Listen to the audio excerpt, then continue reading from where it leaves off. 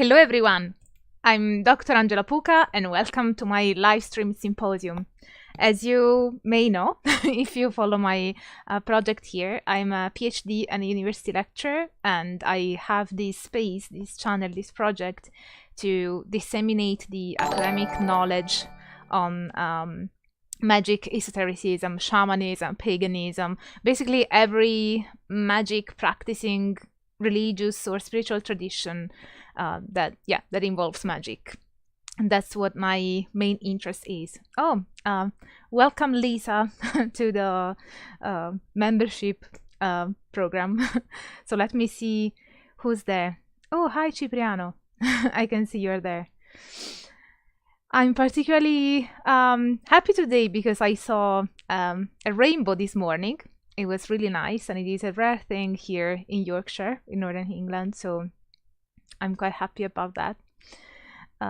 Let me see who is in the chat.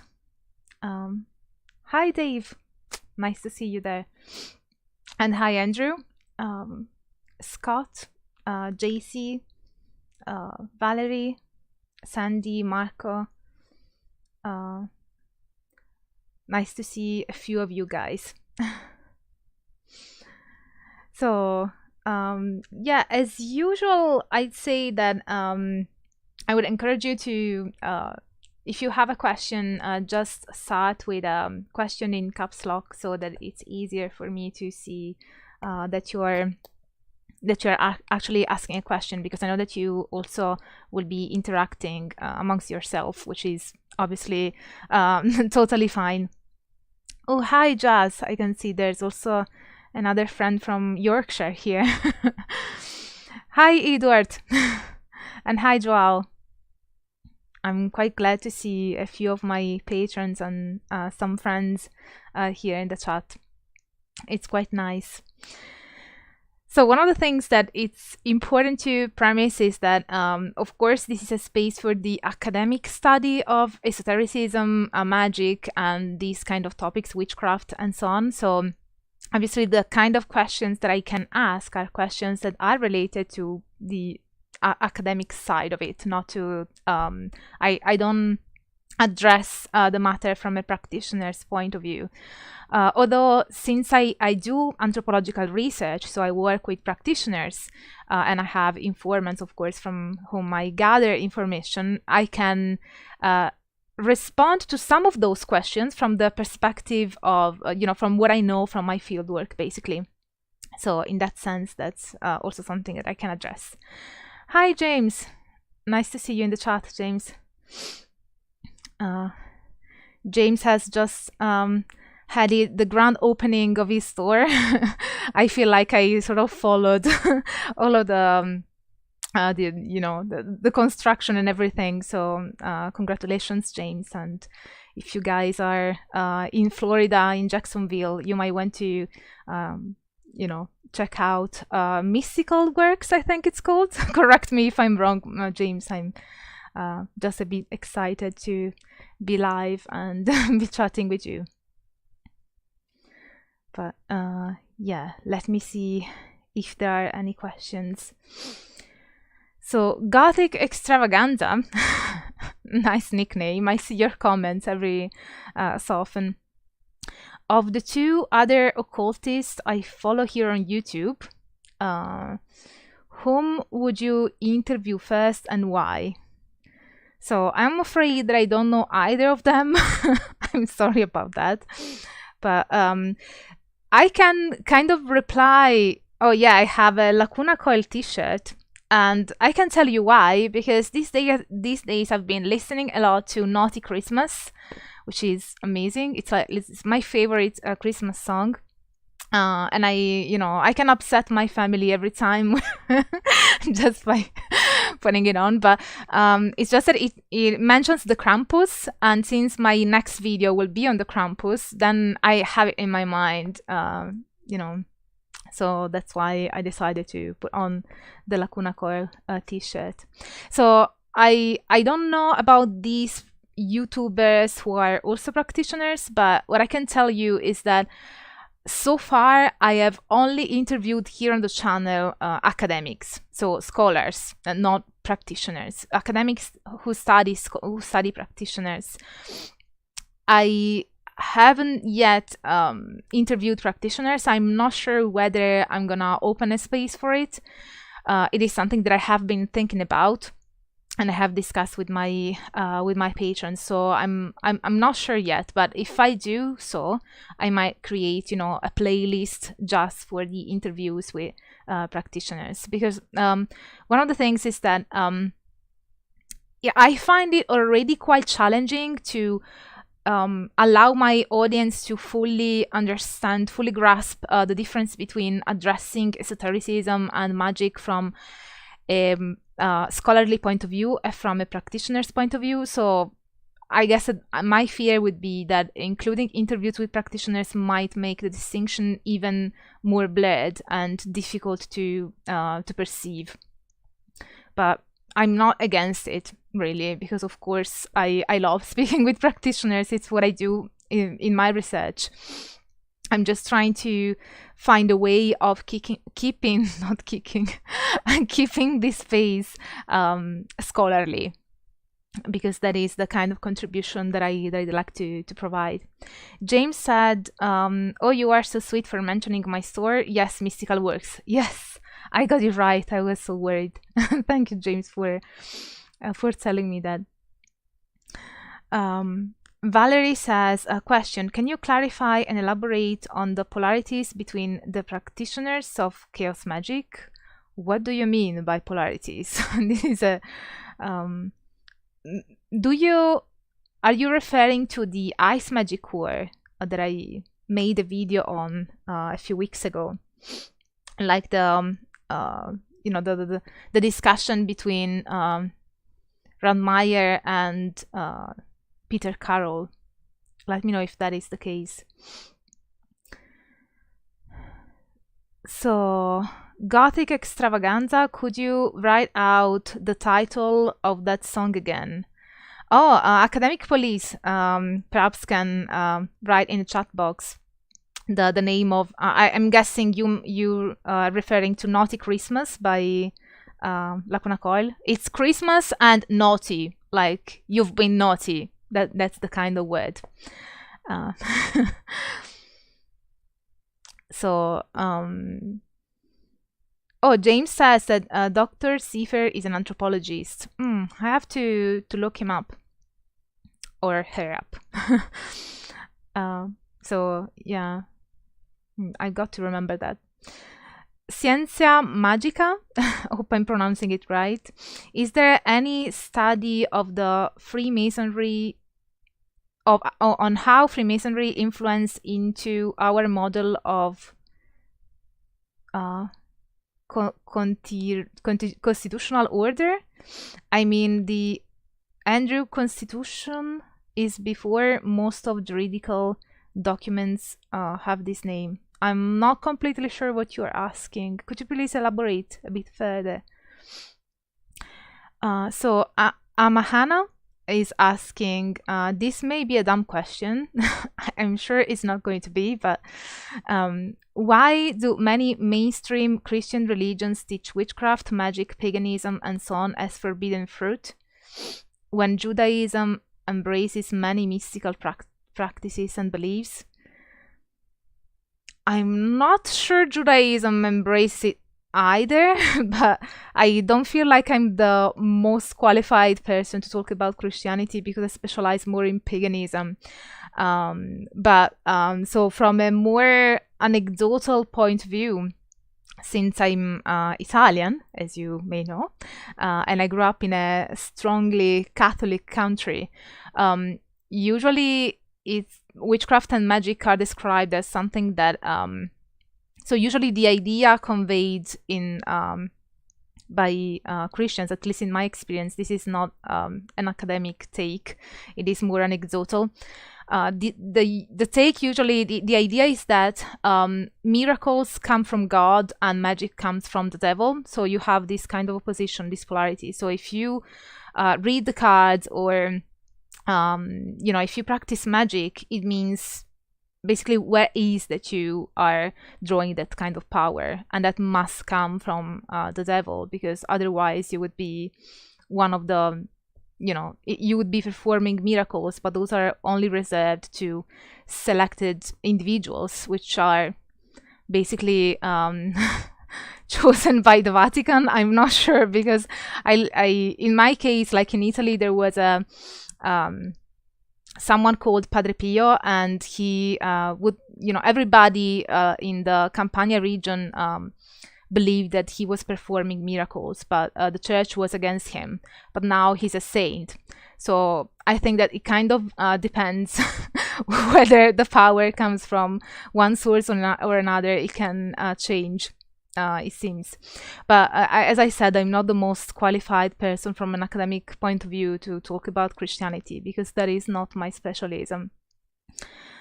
In fact, when I teach courses on magic and religious practices, I usually exclude the monotheistic religions, because I know that it is a bit controversial.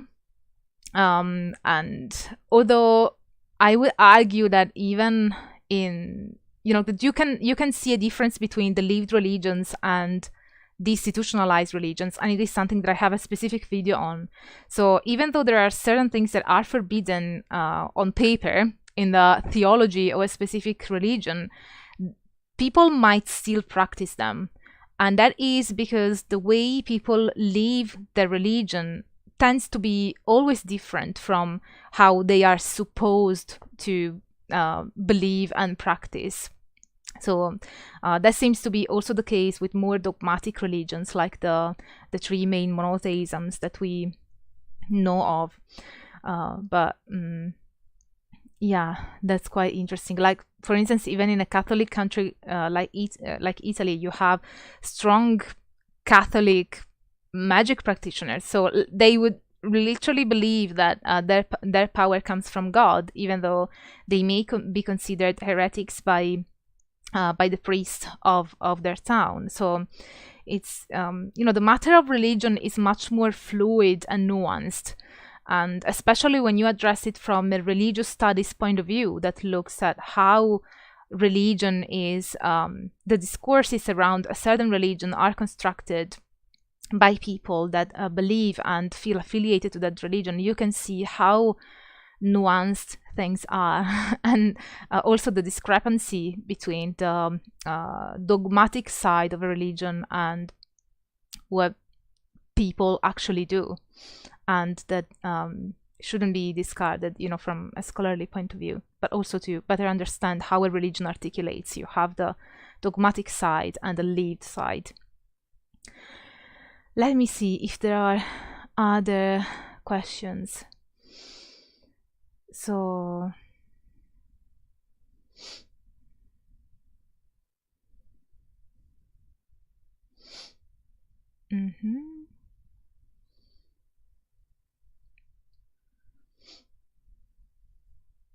JC is asking, has Derek from Myth Vision podcast contacted you for a potential interview? I don't think so. If he has, I haven't got the email. So yeah, I would encourage him, if he's listening, to reach out to me again.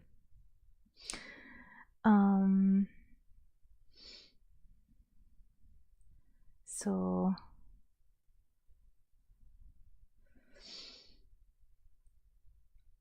the Bible says magic is bad, it's that simple. I don't know if you saw my video on whether witchcraft is forbidden in the Bible. I don't think it is that simple.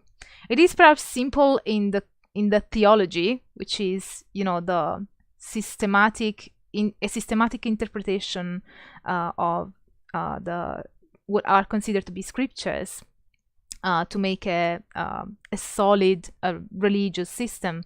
But if we are looking at the Bible specifically, that might not be as straightforward. But it is something that I address in more details in a specific video on whether witchcraft is actually forbidden in the Bible.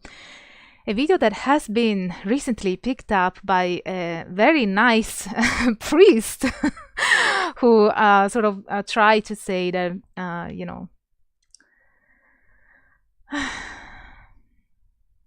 when you are on the internet, the things that you have to see. So let me see if there are other questions. Valerie Durham is asking, what were your final findings on if Jesus was a magician? Oh, there's a video on that on my channel on whether Jesus was a magician, but basically what I argue in the answer is no, is that Jesus was not a magician. But on that specific occasion, I was using a Foucauldian perspective, which means that I was trying to analyze what it means to be a magician. The thing is that the way we understand magic now may not necessarily be the same way they would have understood magic at the time. And so when we use the word magician, we are using a word that is, the way we understand it now was not really present. That kind of conceptualization and that specific understanding of the term. Like now we think of a magician as somebody who would do lots of things that we now understand as magic, like, I don't know, divination or healing or love spells. We have all sorts of things that now are a subset of the category of magic, but at the time that wasn't quite the case. So it would be like sort of applying a term of today to a time where that specific term and that specific concept was not quite there the way we understand it now. So that was my argument there. So the answer was no. Let me see. Anthony Lovern says, I love your channeling. I think perhaps you mean channel, but I don't know, maybe I'm channeling something. I'm channeling the spirit of academia and hopefully, conveying it to you guys.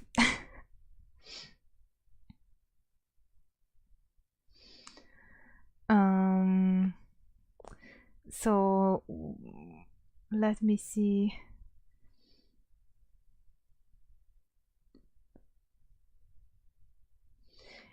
Eman Puedama says, I heard that some Christian medieval magic practitioners made a distinction between natural magic, which is permissible, and another kind that isn't. But I can't remember the name of the latter. Oh yeah, that is something that came up in the Renaissance, and it was particularly prevalent. I'm familiar with the Italian Renaissance, and basically the way it went is that natural magic was considered to be the practical aspect of natural philosophy. At the time, by natural philosophy, they meant science, and natural magic was the practical side of science. So science was the theory, but at the time it was called the natural philosophy, and natural magic was the practical side of it. So natural magic was using concoctions and herbs to affect changes, whereas the communing with spirits and devils, which sometimes was called witchcraft. So the difference, we could translate it as witchcraft as opposed to natural magic. So natural magic was permissible, was acceptable, and witchcraft was not acceptable because it implied that you would commune with spirits and demons, basically. So that was the kind of magic that was not considered acceptable.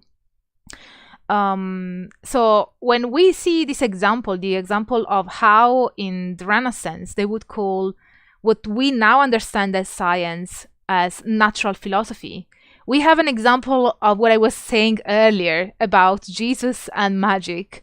So, the Bible and witchcraft, it's kind of the same. Is that there are certain terms that are not just terms, they are concepts, and over time they change. They may lose some connotations, and then they may acquire other connotations. So, over imposing a term to a time where that specific term wasn't there, it is a way of misinterpreting and trying to read in a way that, with today's lens, something that is supposed to be understood with the lens of that specific time and the perspectives and the meaning making process of that specific time.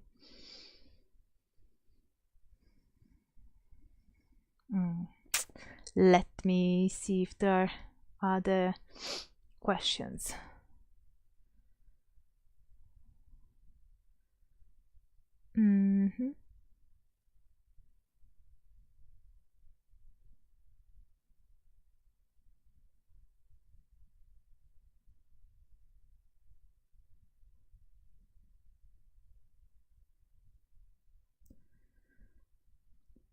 So Elijah Haskell 71, was Crowley a fraud? Wouldn't he have needed to be holy to have conversation with his guardian angel? And he was the opposite. Well, how do you describe holiness? Crowley is a controversial figure, but as I often get comments, on my videos on Crowley of people saying, "Oh, why do you talk about Crowley? He was a bad guy." But the influence that specific thinkers, and in this case an occultist, the impact that you see in history is sometimes unrelated to whether they were good or bad. And in lots of cases, it's kind of a mixture of the two. So with Crowley, I'm not sure what you mean by fraud, first of all, meaning that he was an efficient magician or that he was being coherent in terms of what he said and what he practiced. I'm not sure what you mean by fraud, but Crowley is of course controversial, and there are lots of things that, from an ethical point of view, are unacceptable today. But at the same time, if we want to have a proper understanding of contemporary, the modern esotericism, you really cannot skip Crowley, because Crowley is kind of a milestone, and from Crowley, lots of other tradition stemmed. He had a significant impact on contemporary paganism, on Wicca, on chaos magic, on basically most of the traditions that come to mind. So especially the way traditions are perceived nowadays, in a way or another, Crowley's work has influenced that. And one of the ways Crowley influenced contemporary occultism is that he kind of democratized magic. So he, for better and for worse, of course, even that is controversial per se, but he opened up, he publicly wrote about practices of the Hermetic Order of the Golden Dawn, and he had this approach of making occult knowledge public, and also to tweak and in a way tailor those practices in a way that would suit him. And this is something that has taken roots in contemporary esotericism. If you look at Wicca or eclectic pagans or chaos magic or many other esoteric practices, you do see this prevalence of magic being quite open and public. Now people are not as concerned about talking publicly about magic. You can see that with social media. And there are lots and lots of accounts and lots of profiles and people that talk about witchcraft and their practices, and they share that openly. And this is a process. Of course, it's not like Crowley is the only, is the only reason as to why this happened. But he was a stepping stone for lots of domino effects from a historical point of view that led to the creation of Wicca and the dissemination of paganism and the openness that we have nowadays when it comes to the public dissemination of knowledge that regards esotericism. So I think that in some cases we can we can and perhaps should acknowledge the ethical elements, but also be sensitive to the fact that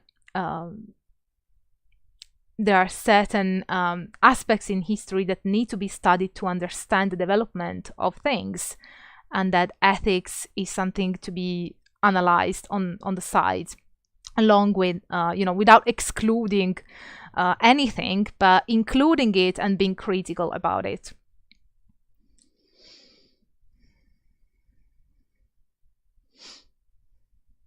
Let me see the chat again.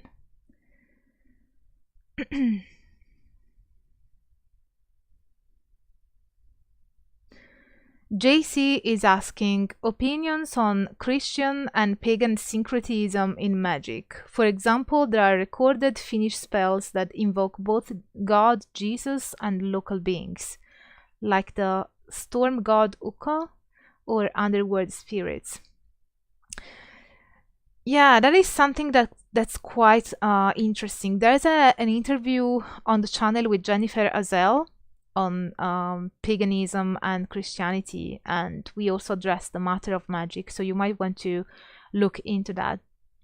But it's kind of difficult, and I guess that when you analyze these kind of things, you have to be very aware of the context, because otherwise, in academia we tend to avoid generalizations, because otherwise you tend to lump together lots of things that may not really, they shouldn't be together. Because when you generalize too much and put too many things together and say that they resemble each other and so they are the same exact thing, you are losing all the nuances, you are flattening a complexity that is there. It's like, when you have two synonyms in a language, when you have two synonyms, even though they resemble, you have two words that may resemble each other, it's not quite the same thing. They have different connotations, and you want those connotations to stay there because they give more nuance to the way you can express yourself and the way you can construct your thoughts. And similarly, even from a cultural point of view or from a religious point of view, it's important to acknowledge that there are differences. So when it comes to Christian and pagan elements, first you would need to clarify what you mean by paganism, because that's another controversial, I wouldn't say controversial definition, but it's just difficult to delineate globally. So especially when you have to analyze in a specific cultural context whether an element is pagan or is Christian. What do you mean exactly by pagan? Is pagan something that dates before Christianity, the advent of Christianity? Sometimes that is used in that way. Or is pagan something that has been reclaimed by contemporary pagans? So that is also something that needs to be clarified when one analyzes these things. So I guess that the easiest way to answer that question is to say that all religions are syncretic in nature, basically. So you would have that in paganism or in ancient pagan cults and rituals, you would have elements from all over the world. And even in Christianity, you would have you will find elements from paganism that have been incorporated. But even in Buddhism, when Buddhism took over in India, it included elements from the Hindu traditions. So it is just part of how, since religions are basically cultural phenomena, they will necessarily take something from what is ingrained in a specific culture. It's not like, there's a new religion, and so that new religion will completely wipe out the previous, all the cultural elements that were before. No, it's not going to happen quite like that, because every place has a specific culture, and so there are certain elements that people are just too attached to give them up. So I think that may be an easy way of understanding. Of course, it is a simplistic one, because I would need to be a specialist on that specific context to give you a proper answer. But more generally speaking, I would say that it's important to be to highlight and see that all religions are syncretic. So a pure Christianity may exist on paper.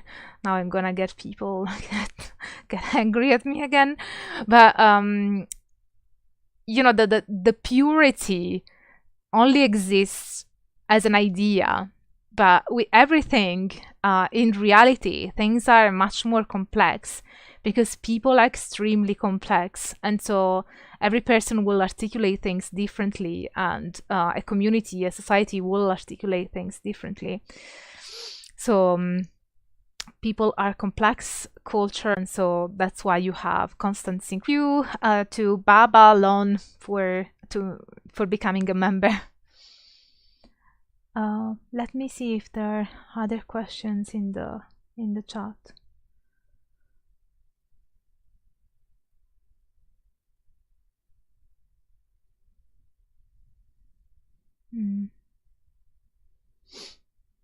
Donovan says there's a book called Jesus and Magic. Yeah, I think that's the one that I referenced in my video. As I think paganism and Christianity are 97% the same path. I'm not sure about that, but I can see that some people may see it that way. So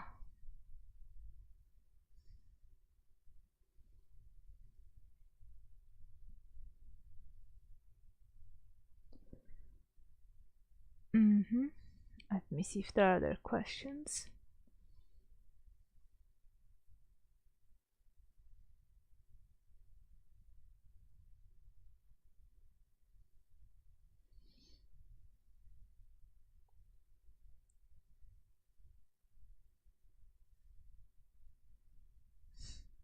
Doug says, how can anyone say Crowley did or didn't for sure?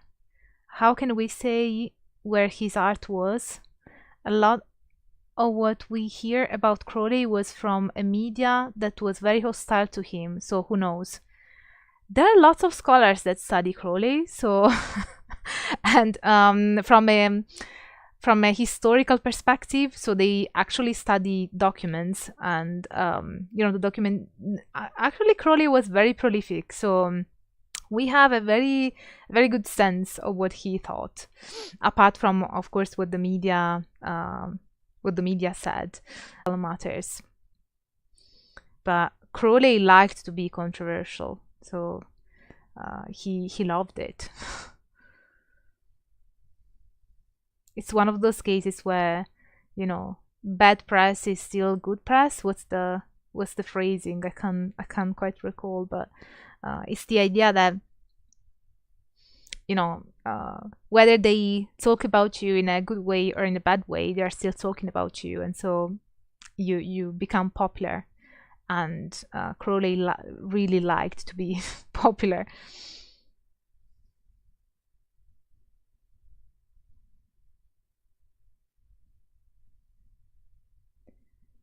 So let me see if there are other questions.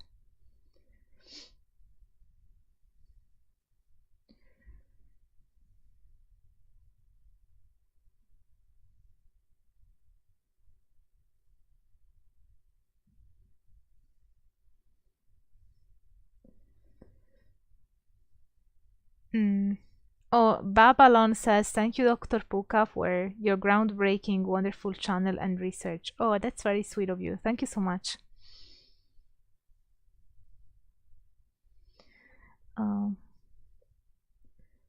So another good news is that we hit 30,000 subscribers, which I didn't mention earlier, but yeah, that's another thing that to celebrate. Also, I will be in Italy for the next month. I'm gonna leave in a few days, in less than a week.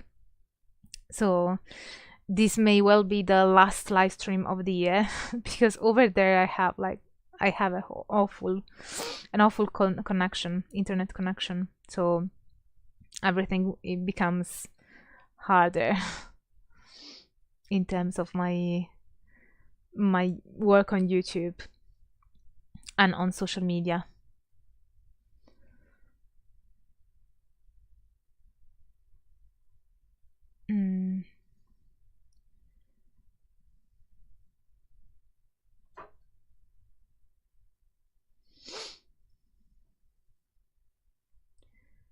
So, oh, hi Thomas. I just saw that you're in the chat.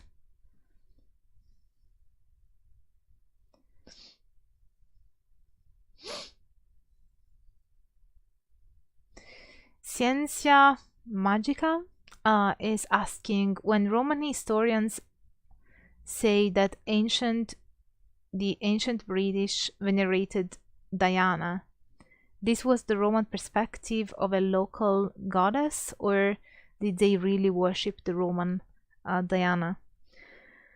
I'm not an expert on that, but Roman deities had the tendency of having sort of a local side to them. So even, for instance, in Italy, you would have that you have different Dianas, if we can use the English plural. And so depending on the place, you would have a specific Diana connected to the place. And that deity will have certain characteristics that are specific to the local area, but also encompass some of the core elements of the goddess Diana that was considered, so that she would be recognizable as the goddess Diana. So I'm not sure about this kind of research that you are talking about, because I haven't looked into that, but that is my educated guess.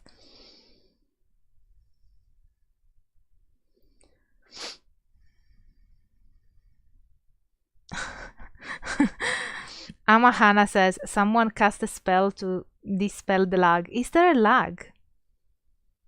Oh, I'm sorry about that. I'm not sure whether it's my connection, but I'm sorry about that. Rob Robledo, I'm not sure if I'm pronouncing your name correctly, is asking, what are your thoughts on Dion Fortune and her work and philosophy? I really like Dion Fortune, of course. Well, of course, because this is another important figure in Western historicism. But yeah, I don't think that there's the same controversy that you find with Crowley, but yeah, I really like I like Dion Fortune, and I think she was quite, even with contemporary pagans, she's quite known among pagans.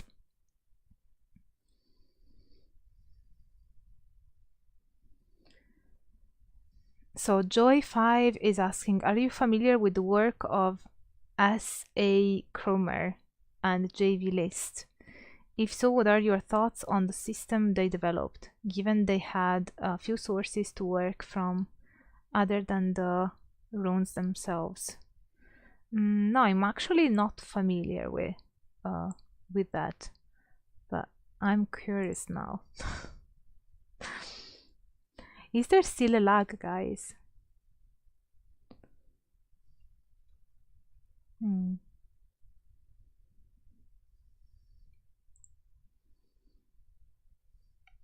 Yeah, I'm sorry that there is a delay. So, how has the concept of exorcism changed from ancient times Mesopotamia to modern times Catholic, Buddhist, Muslim, in your opinion? Exorcism is very different depending on is perceived in a very different way depending on the place and the time and the religious tradition. So I'd say that in order to understand exorcism, you need to first understand in that specific culture how they would conceptualize and how they would understand spirits. Because in some cases, exorcism, like when we think about exorcism in Christianity, usually it is expelling an evil demon from a person. That is the even the common popular understanding that we have, and it comes from movies and TV shows about exorcists. But you also have forms of exorcism, for instance, in forms of shamanism that could be called exorcisms, but they are more extraction rituals rather than exorcisms. And in that case, you would extract something from a person that could be it could be considered a demon, but it also, even in that case, you need to clarify what we mean by demon, because a demon may also be the spirit of a disease. So if you are working within an animistic worldview, then everything as a spirit, both the good things and the bad things. So if you have, for instance, a stomachache, that could be seen from the physical point of view as a specific way your body is reacting from a physical molecular level, but it could also be interpreted by certain shamans as a demon. So in that sense, you would extract from the body of the person the demon of the stomachache, so the person would be healed. So is that a form of exorcism? It really depends. Even in this case, that's why I think that terms are important to, when we try and understand these kind of concepts, we also need to put the terms in context and kind of understand how they are conceptualized and how they are understood by the practitioners. So even with exorcism, of course, it's not the same across the board, the religious board. It's something that evolves and changes, and it depends on the belief system. But yeah, it can also be, usually it is used to extract something that is harmful in a way, not necessarily evil, because not all religious traditions have the dichotomy good and evil that we find, for instance, in Christianity. But usually it tends to refer to expelling something harmful for the individual from the body.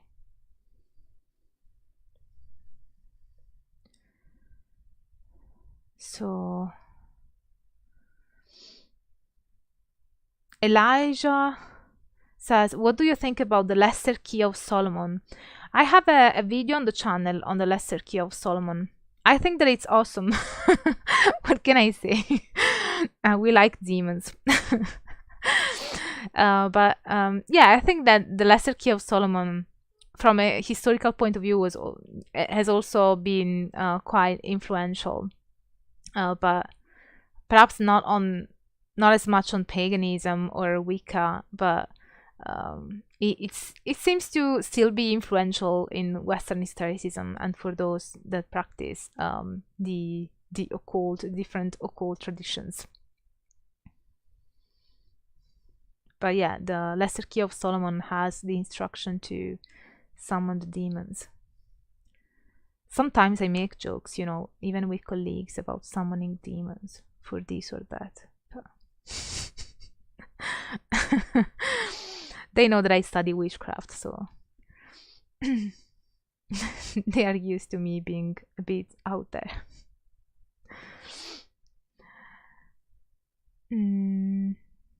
Let me see if there are other questions.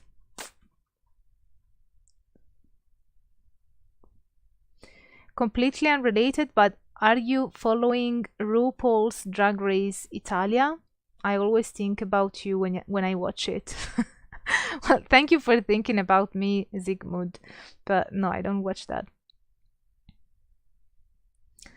Astro Gypsy is asking, do you have data on how common pagan practice is geographically and whether it is trending up, down, and so on? That's a good question. So it's been often reported by pagan studies scholars that it's very difficult have data on how many pagans are actually out there, because pagans often don't like to define themselves as pagans, or they prefer to define themselves as one of the subcategories within the umbrella of paganism. But from what I can see, the trend is going up. So I'd say that there is an increase in those who define themselves as pagans, or that practice paganism, or that engage with some kind of pagan practice. That is, I'm pretty persuaded that that is the case. And you can also see that at academic conferences that there are more panels on paganism than there were a few years ago. So when you see more scholarly attention on a religious phenomena, it means that it is growing because there is more data. The more data you have, the more papers you are able to produce at a conference. So I'd say that the trend is going up, but it is very difficult to have proper numbers on the on pagans, on how many pagans are actually out there. I know that Suzanne Owen once was doing a lecture on how difficult it is to track the number of pagans in the UK, because of they sometimes they would define themselves as non-religious, but then they would practice paganism, or they might prefer not to say anything, or they might, because pagans are more I guess that in some cases you find that lots of pagans are not that attached to the label, but more to the practice. And so whether they define themselves as a pagan or not is not that important to some of them, at least the ones that I've spoken to. It seems that seems to be I have found a few people that reported that the label was not that important to them, but it does create issues for scholars that try to understand how many pagans are there. But that is part of the it's not like practitioners should follow the researchers. It's up to us to find the best methodology possible to analyze a fluid movement like paganism. So let me search for other questions.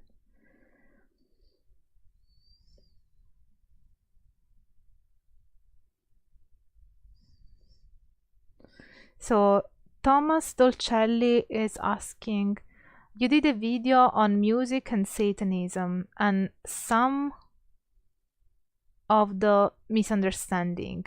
Recently, my wife Teresa just was dealing with being called satanic at work because she had a pentacle. How do you deal with it, being gaslighted, being Satan's daughter, or whatever people call you?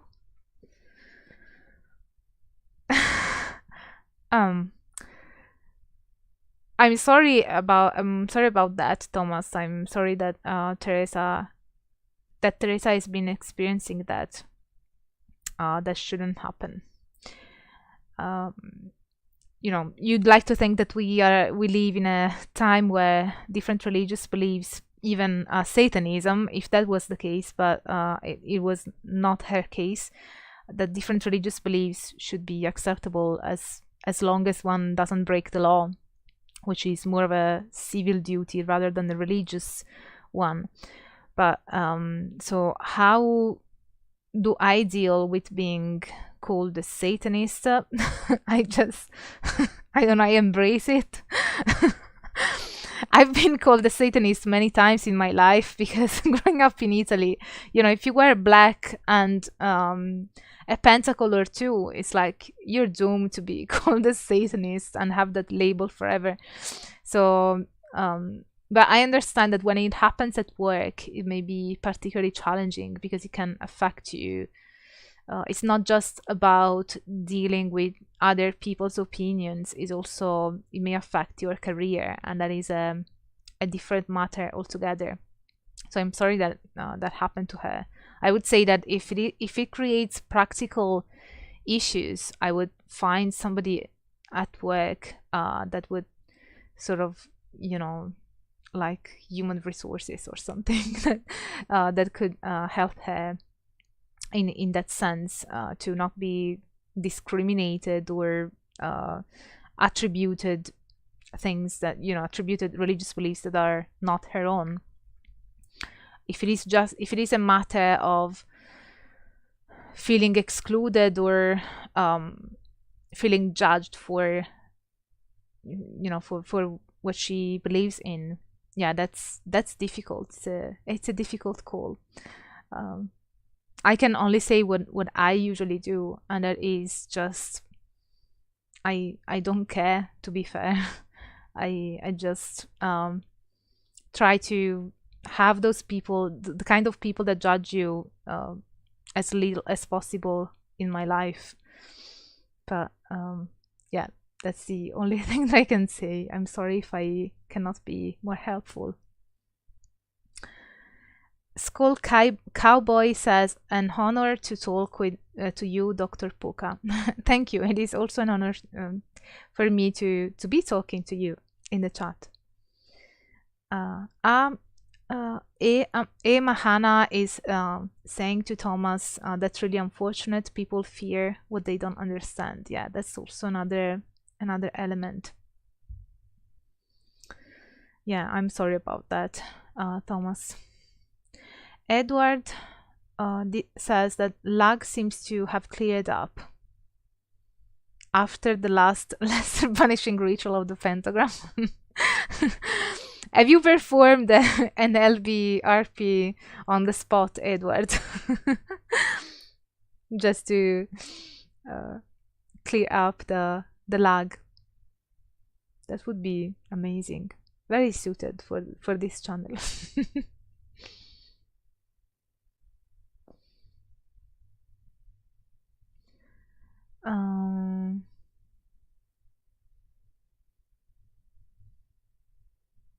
Okay, I can see lots of messages on the lag being solved.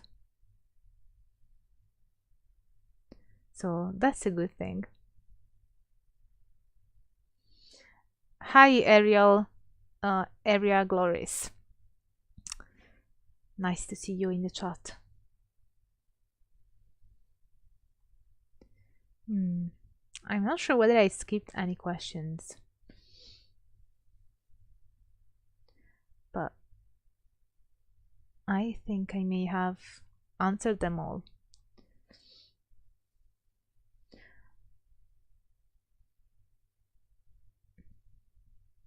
Inquisitor Rex says, should Satanism be prohibited?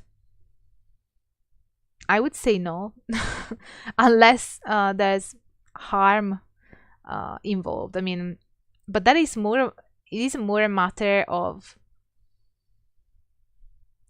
civil duty, abiding by the laws of your country. So I would say that as long as you know, you don't have any breaking of the law, I don't understand why it should be prohibited. It can be a religious belief just as any other.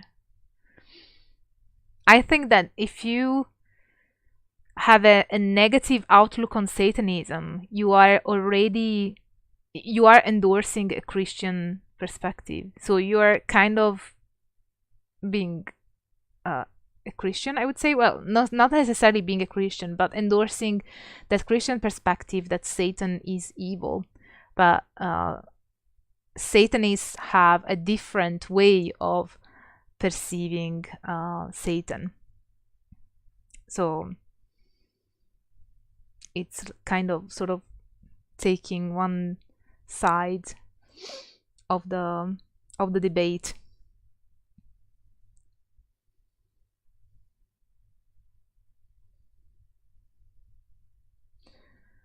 Alessandro Affani is asking how much is important Plato and Neoplatonism in Western esotericism. I think that Neoplatonism particularly is, and Neoplatonism of course is based on Plato. I think that they have been very influential. They have provided a theoretical framework, along, of course, with Hermeticism and in part Gnosticism. There are many theoretical foundation to Western historicism, and definitely Neoplatonism is one. So Plato, I would say more Plato more in the Neoplatonic interpretations, perhaps, rather than Plato per se. But yeah, Neoplatonism definitely. I have a video, a live stream lecture on Neoplatonism if you're interested in finding out more about it. I can see that now that the lag is cleared up, I see more questions. So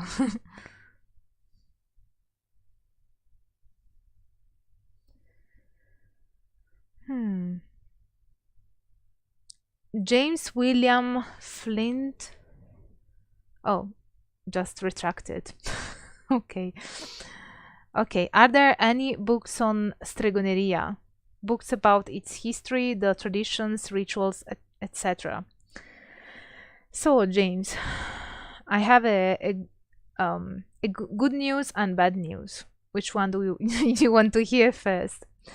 So, the bad news is that the idea that stregoneria was one consistent, uniform tradition is false. Because stregoneria is the Italian word for witchcraft. And by stregoneria, when we talk about Italian witchcraft in the past, it was a set of practices of local folk magic practices spread throughout Italy. And it wasn't really one consistent, uniform tradition.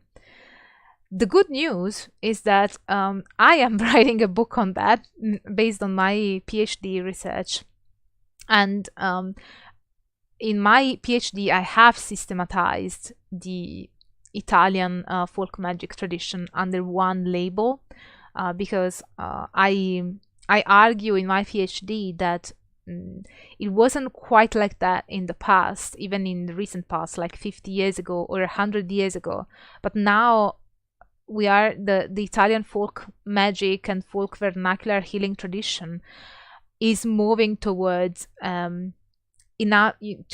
towards being uniform enough that it can be considered one tradition, and it is a tradition that I systematized under the label of tradition of segnature, and you find a specific video on that where I discuss what it is and my research, because my PhD was actually on that and on whether that is a form of shamanism, and the answer is yes. My answer is yes.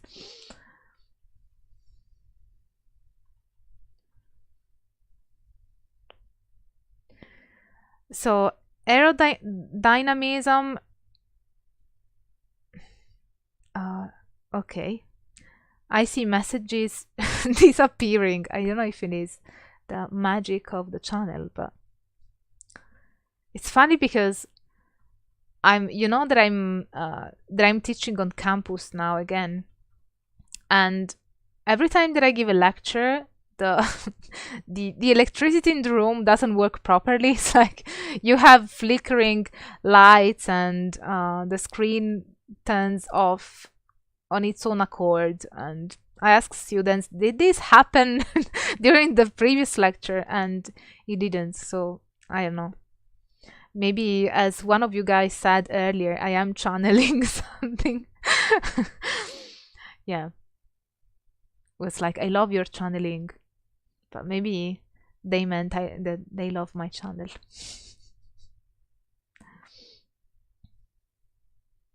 So let me search for other questions.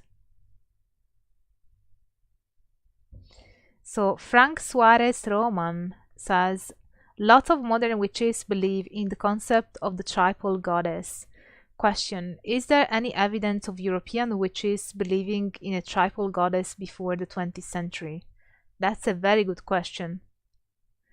I would say yes, but not in the way it is conceptualized by contemporary pagans. That's a very good question, though. That could be like the topic of a video. But I would say that you do have definitely goddesses that are tribal in nature, even in ancient times. I think about the Romans, for instance, Roman mythology and the Roman deities, and even the Greek deities. But I would say that the idea of the tribal goddess that we have now in contemporary paganism is its own conceptualization. So in some cases, you do have a reinterpretation of what was considered tribal in nature, but now there is this kind of assimilation of different deities which were tribal, were considered to have three main aspects, but now they sort of fit that kind of discourse of being the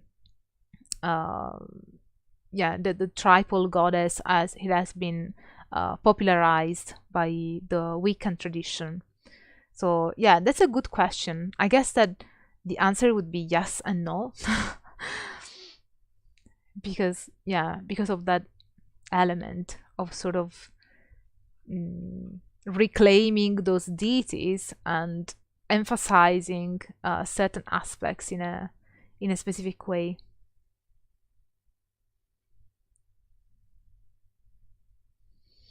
He Kim says, I am an admin to the oldest Thelemic group on Facebook.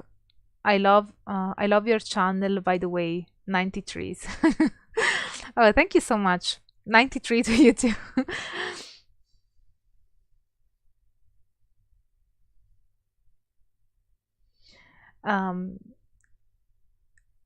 Panyo Gomez is asking, have you heard about Nahualism? Yeah, I have heard of it. I haven't done specific research on that kind of form of shamanism, when it is considered a form of shamanism. That's another very complex matter, what constitutes shamanism and what doesn't. James William Flint is asking, are there any books on oh, that I already answered, sorry. Because my chat box keeps going up and down.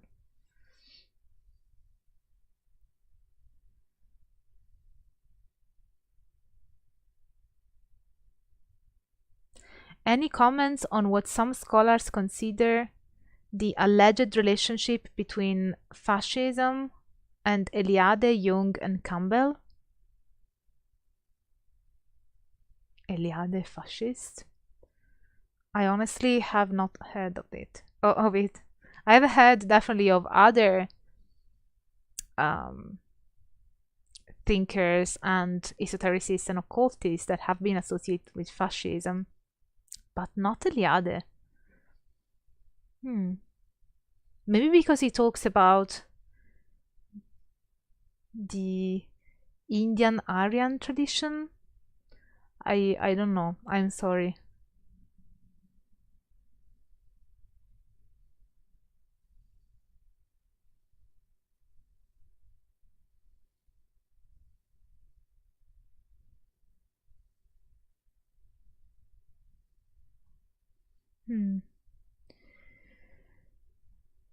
So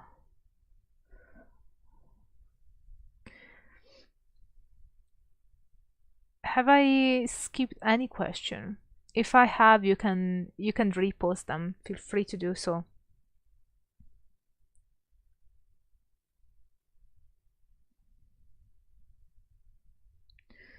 Andrew Penner asked, given that the hard data and statistics are scarce, is it conceivable that as so-called organized religions decrease, that unorganized paganism could become the dominant tradition of a nation?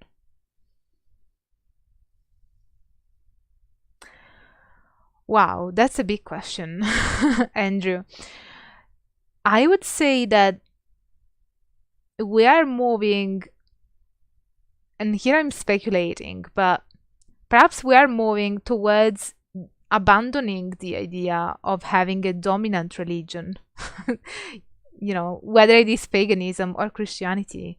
I think that we are moving more towards a multicultural, multi-religious paradigm where you have that in a nation you have different religious beliefs, and it becomes more part of the individual. It is more up to the individual than up to a nation to define what the religious beliefs are. And also everything is moving more towards being very self-tailored, perhaps not so much in the monotheistic religions, although I would argue that even within the lived aspect of those religions, the Christians don't always follow verbatim what the Christian theology says. There are some forms of Christianity, some specific Christian traditions that tend to be more. Oh, thank you, Inquisitor Vex, for your donation.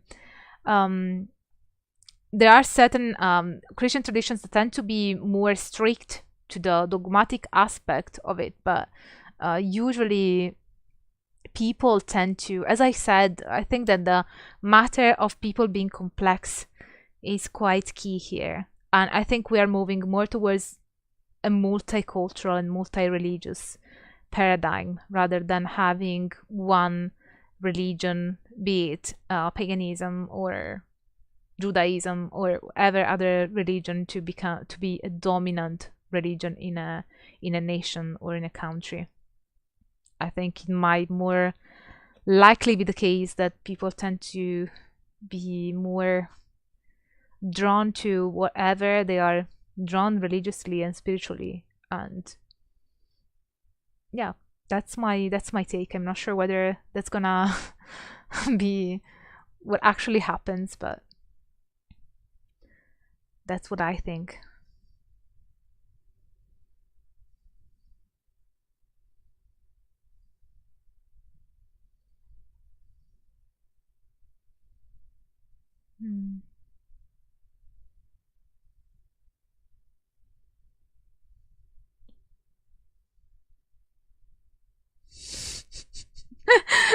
Nitro is asking, do you have any spells for becoming super handsome?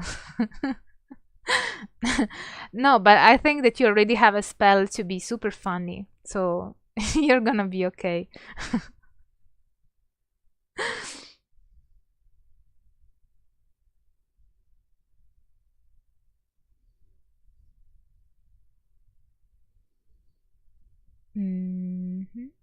Let me see if there are other questions.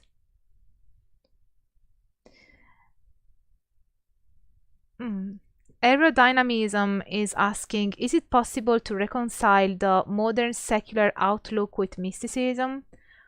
What do you think about the future of mysticism in modern society? I think that it is already happening, that there is a reconciliation between mysticism and secularism.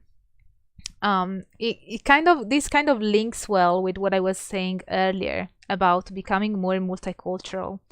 I think that actually, and this has there's also a sociologist of religion called Peter Berger, who initially theorized that we live in a secular society, but then he changed his mind and he said, well, actually we don't live in a secular age, we live in a multi-religious, multicultural age. So it's not really the case that we have become less religious and that we believe less in mysticism, but it is more the case that you have different discourses that live alongside one another.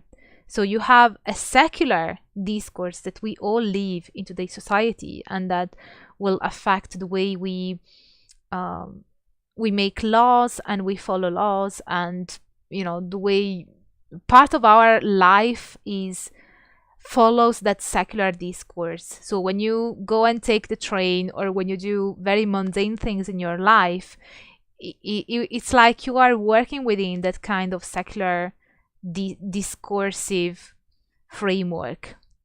but there are also mystical and religious discursive layers that play an important role in how we perceive ourselves and how we perceive the world. So it seems to be more the case that we have this multi-layered interaction with the world and society and other people and reality and ourselves. So we have a secular level and a religious or a spiritual level and a mystical level, and we have this constant interaction between these different discourses. And so yeah, I think that the reconciliation is already happening. It is already here, basically, and that you just have this interaction between different theoretical discourses and, you know, different ways of understanding and perceive the world and reality. So, and that's quite fascinating, I think. I'm all about complexity.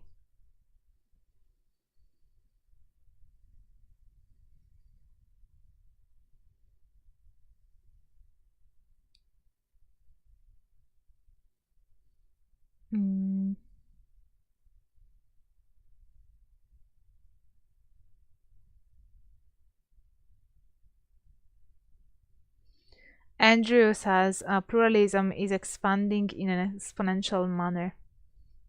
Yeah, it seems to be the case.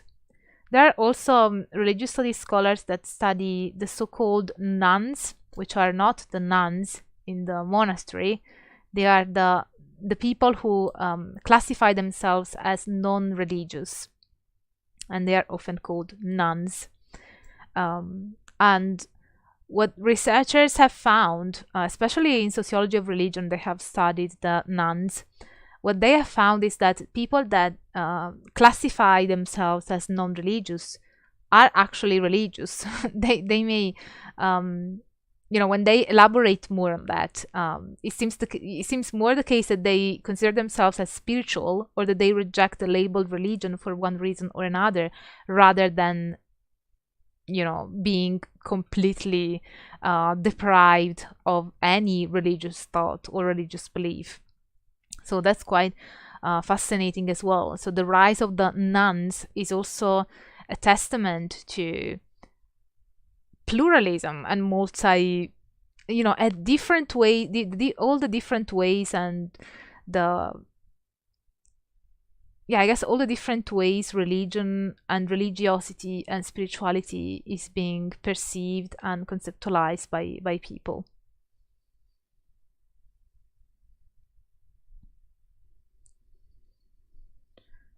So Joy5 is asking, have you researched the shamans of South America that conduct ayahuasca ceremonies, and what is your view on the use of psychedelics? So I have done field work in South America, but it was in Argentina, and with a group of shamans that do not use psychotropic drugs or psychedelics. So what do I think? What is my view on psychedelics? I'm not sure if you are asking about whether I agree or disagree with its use, but I think that it is contextual to a specific culture and a specific place. So I would say that how shamans use psychedelics is very specific. One of the questions that I often get from students when I give lectures on shamanism is, yeah, but what is the difference between a shaman who takes drugs and a drug addict? And my answer is usually that a drug addict is just intaking the substance so that they will get a high out of it, and they are just dependent on the substance. Whereas a shaman, first of all, would not just take that specific substance whenever they fancy. They need to establish a relationship and a connection with the plant, and the plant is going to tell them when they have to plant it, and when they have to take the leaves or the roots or whatever it is, and when they have to make the concoction, and what kind of ritual they have to perform in order to get the the best, the spiritual experience out of it. So it's not really about, so the intaking, the part of taking the plant in is, if you will, the least important aspect of it, because the most important aspect is establishing a connection with that specific herb or that specific plant. And then the intake of the substance comes within a specific ritualistic setting, that if you were just an addict, you couldn't wait, to go through all of this process or establish a relationship with the spirit of the plant or whatever it is that they have to do. And also some of these psychotropic drugs are very unpleasant, so it's not even the case that they are pleasant to take and in the effects that they give. So I think that there is a massive difference, and it's quite interesting. I think it's a fascinating research topic, that of psychedelics in shamanism.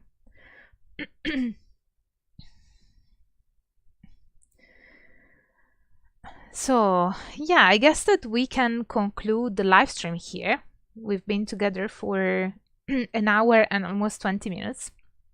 I hope that you guys enjoyed the conversation, and as always, thank you for being here. I'm quite glad that we are creating a community.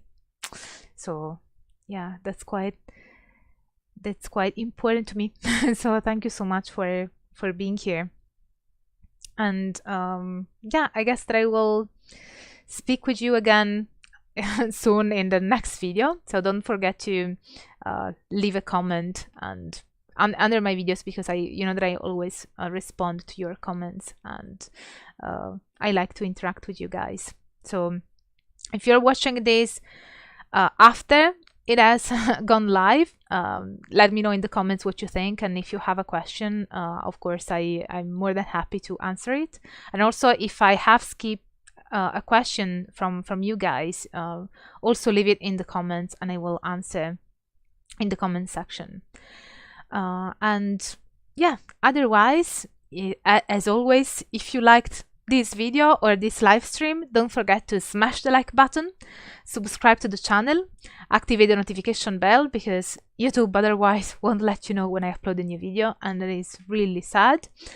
And as always, stay tuned for all the academic fun. Thanks for coming, and thanks for watching up until this point.